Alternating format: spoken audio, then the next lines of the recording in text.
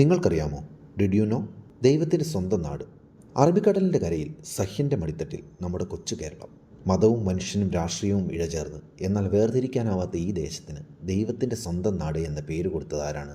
നമുക്ക് നോക്കാം. കേരളത്തിൻ്റെ തനത് ടൂറിസം മേഖലയെ പ്രോത്സാഹിപ്പിക്കുന്നതിനായി 1989 ഒരു പരസ്യ ഏജൻസിയെ സമീപിക്കുന്നത്. മുദ്ര കമ്മ്യൂണിക്കേഷൻസ് എന്ന പരസ്യ ഏജൻസിയിലെ ക്രിയേറ്റീവ് ഡയറക്ടറായ വാൾട്ടർ മിൻഡിസാണ് കേരളത്തിന് ദൈവത്തിൻ്റെ സ്വന്തം നാട് എന്നർത്ഥമുള്ള ഗോഡ്സ് ഓൺ കൺട്രി എന്ന പരസ്യവാചകം സമ്മാനിച്ചത്.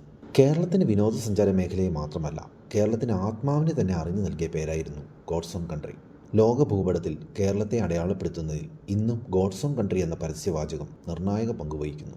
നിങ്ങൾക്കറിയാമോ, ദൈവത്തിൻ്റെ സ്വന്തം നാട് എന്നറിയപ്പെടുന്ന രാജ്യം ഏതാണ്? കമൻറ്റ് ബോക്സിൽ പങ്കുവയ്ക്കുമല്ലോ. ചോദ്യങ്ങളുടെയും ഉത്തരങ്ങളുടെയും ആകാശം വിരിയട്ടെ, അറിവുകൾ പടരട്ടെ. വീണ്ടും കാണാം.